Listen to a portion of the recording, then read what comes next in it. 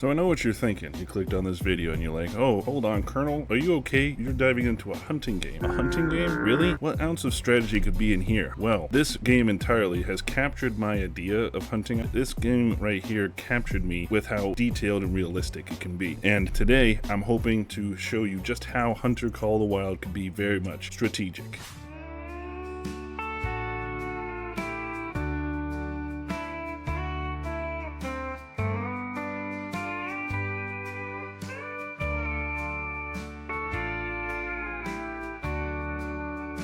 If you're not familiar, Strat fans, let me cue you in. The Hunter Call of the Wild is a very detailed simulation game about hunting.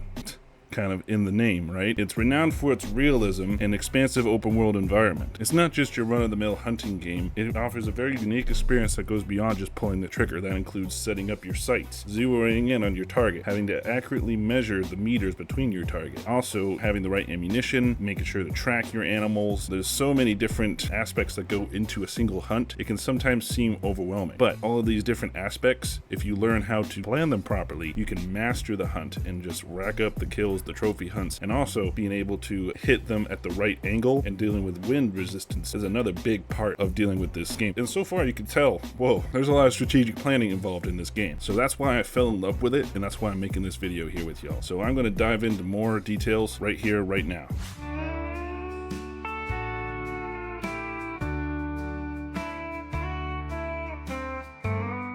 Let's start with tracking. Tracking is very much an integral part of the game. Most of the time when you're starting out, you're not going to have that powerful calibers, and you have to rely on your tracking skills to make it to your target. And also, each animal, whenever you discover it, you can discover an area that they'll be at, like a rest area, a water area, and it'll tell you when you look on your map here what time of day this animal will be here, and also what time they'll be at another place, and you can pretty much track out these animals' entire days. This allows you to strategically plan what time of day you're going to hunt certain animals. Also, you can set up hides or other little fast travel points to try to get there right at the time and speed up the day so that you can get to the proper time of day, so you can find your animal and be zeroed in already. So that takes out a lot of the stress work of hunting it through the forest. You could do that, but if you make too much noise, you'll spook it, or even worse, if it's a very aggressive animal, it could attack you. So it's very imperative to master your tracking skills so that you can accurately track your target and be able to slowly and stealthily lure your target down into the open, find your perfect shot,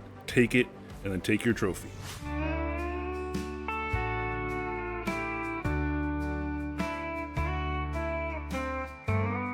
Next, let's go to gear. Now, for certain animals, they have what these called calls, like deer calls, bird calls, scent, bait. All those types of things can help give you the edge when you're hunting. Take this, for example, this deer call here. It's not that good against certain types of deer, but a specific type, if you're hunting it, it could call it there. You got to strategically place yourself in concealment and then call and get yourself a little bit of ways away so that it comes through the clearing, and then as it gets into a perfect shot, take your shot and take them down. This gear really helps you get these guys to where you need to be. Now, another critical piece of gear for you is your binoculars. Your binocs are imperative. They save you so much time and so much maneuverability, because through your binoculars, you'll be able to ID your animals from very far away, and then it'll tell you how much distance you are. Now, taking that distance into effect, your zero on your weapon, you can only have an accurate shot at their zero distance. So this allows you to really keep the tracking on, and you have to keep highlighting it every 5-6 seconds or so. But this allows you to track it effectively, as well as it marks it on the map, so you know where they were. It'll also highlight a little tracking spot for you to pick up their scent, their trail. Your guns, of course, are your mainstay. They're your main source of hunting, of course.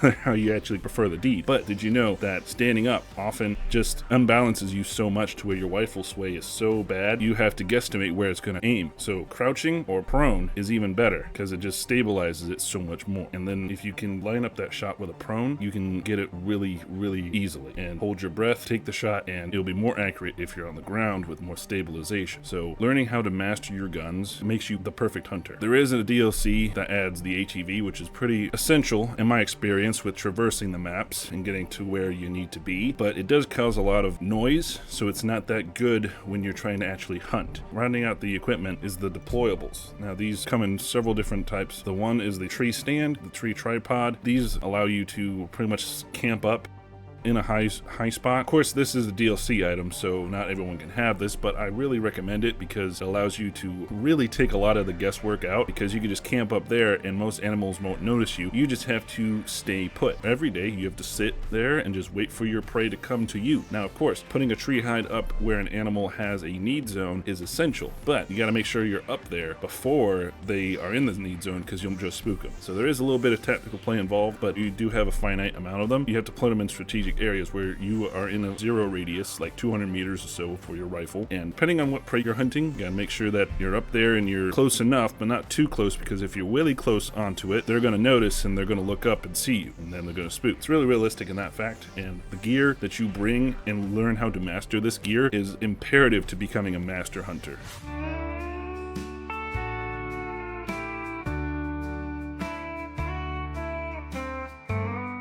The other big part of Hunter Call of the Wild, as you play the game, you'll unlock better skills. You'll unlock these skill points as you hunt game. Now, what I've talked about so far already sets you up to get these game, but a lot of times you just have to kind of get lucky, because without some skills, you're going to be kind of falling behind. But these skills help develop your character, and you're able to go down 2 different paths. I've gone between both in my playtime, so I believe you can go down both, but you don't get enough skill points to complete both. So you have to pick and choose and get which one for what type of hunter you want to be. We all get the tracker perk, the locate tracks perk, because it gives us the direction in where the animal is going. You're able to pick that up, and it also notifies that there's a blood trail. It'll tell you how much blood is leaking, how lethal the shot was. That helps you gauge how long you have to follow the trail before you can get to your prize. And then there's the endurance perk that helps reduce your heart rate, because when your heart rate's pumping in the game for your character, your weapons swing. So that helps reduce that, keeps it to where your weapon's not going to sway. Improvised blind is a really good one too, because it pretty much makes you more invisible to the animals when you're in light vegetation. So most of the time when you're making noise and you're in light vegetation, without this perk, you're going to be noticed a lot easier. But with the perk, it's going to be harder for them to notice. And when you upgrade it, you get harder and harder for them to notice. Sight spotting helps a lot, because you're not going to be switching between your binocs and your rifle. So basically what that helps you do is, like, when you're aiming with your rifle, you can spot with that. Now, normally you'd have to take your binoculars and spot the animal too, but if you have sight spotting, you can spot it with your rifle and then take the shot. It helps streamline it a lot, and it's very essential for me. Keen eye is one that we love to have too, because it helps scan for need zones when you're at the top of a lookout tower, so it really helps discover these need zones better. Soft feet reduces your noise generation, not a whole lot, but it does help enough to where you can get a lot closer to these animals. And if you have a small 0, or you don't have zeroing yet, because zeroing is probably one of the best ones to have, this one will help you get close to it. Pack mule is really good for when you want to carry like 3 rifles or so. It helps you carry more stuff, but it does not affect your backpack. Track knowledge is a pretty good one too, with how it allows you to identify more things about the animal, like how heavy its footsteps is, what gender it is, how much health it might have, how big it is, so you can decide what weapon to take. A lot of times this one can fall on the wayside for me, especially if you have DLC. If you don't have DLC, this is probably more useful to you, because you're going to have little access to higher tier weaponry, but if you have DLC, you'll have higher tier weaponry anyway. Now, this brings me to zeroing, which is probably one of the best ones. You can adjust your zero and pretty much zero your weapon into wherever you are to hit the animal. So basically, let's say your zero is 300, but you're 200 feet. So you can zero it down to 200, and then you'll be able to aim more accurately. These are just a few of the skills that really help make you a better hunter. They're not game changers. You got to know the fundamentals to really get to be a master hunter in this game, but they do give you edges, and if you already know the fundamentals, they'll make you even better.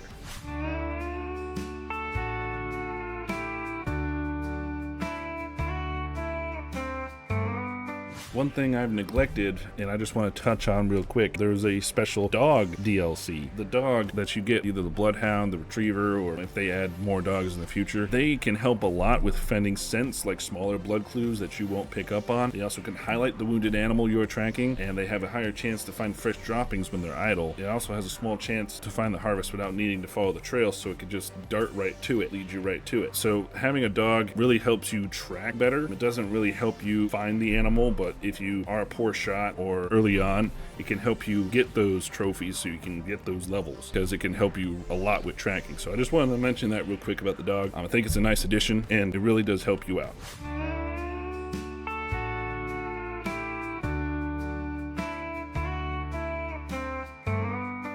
And my last major part of the game is location, location, location. There's many different hunting grounds in this game, especially if you're DLC. Every DLC has a hunting ground. Don't just jump into a hunting ground and think, oh, well, there's going to be a deer right there. I should be able to shoot it right then. No, you have to be patient in your hunting ground because you have to know where everything is. You have to discover everything. So once you go around and discover all the lookout towers and everything, you're able to get some need zones, get your feet wet in the game. Then you can start going to where the animals actually are. A lot of people walk in on this game and think, oh, I'll just walk around a little bit and I'll find it. Some players take hours. I was one of them. It took me at least an hour of just skulking around a wood before I finally found a deer. And guess what? I missed the shot.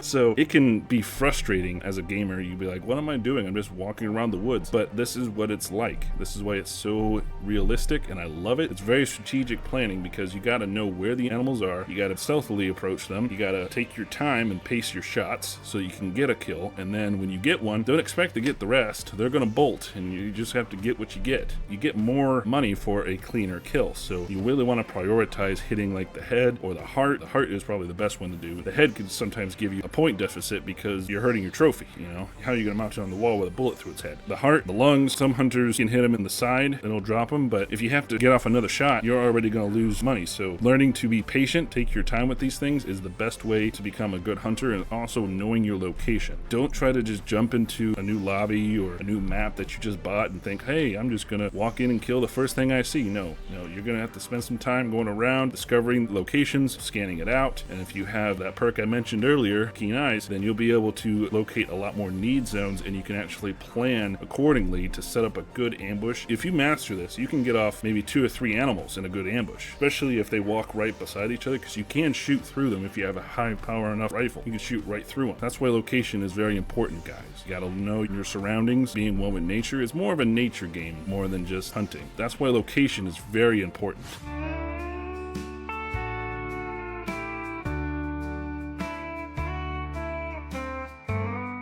Alright, now picture this. You're on the trail of a majestic buck, carefully stalking your prey. Suddenly, you spot movement in the bushes ahead. Do you take the shot, or do you wait for the perfect moment? This key decision can make or break your hunt. This is showcasing the depth of tactical decision making in the Hunter Call of the Wild. This is what makes it such a strategic game, because you have to think of those split-second decisions and line up everything. In conclusion, Hunter Call of the Wild offers a level of strategic complexity that sets it apart from other hunting games. It challenges players to think critically, plan meticulously, and adapt to ever-changing scenarios in the wild. So next time you boot up the game, remember that it's not just about hunting, it's about strategic mastery and learning your surroundings, and there's a lot of different things that go into making this game a hunting experience. And it's very realistic, so don't underestimate the game, and try to always plan and think strategically, because who knows, that might be your ticket to getting that prized buck. So what are your guys' thoughts on Hunter Call of the Wild? Was this a little weird of a game to cover strategically? Share your experiences and strategies in the comments below. And if you're hungry for more content, remember, don't forget to subscribe for future videos, reviews, and in-depth strategic breakdowns like this one. I plan to cover more games that are more obscure from the strategy genre, just like this one here, that most people don't actually think strategy when they play them. But anyway, Strat fans, I hope you enjoyed this in-depth review, and I hope you learned something, my fellow hunters. Now, happy hunting, Strat fans.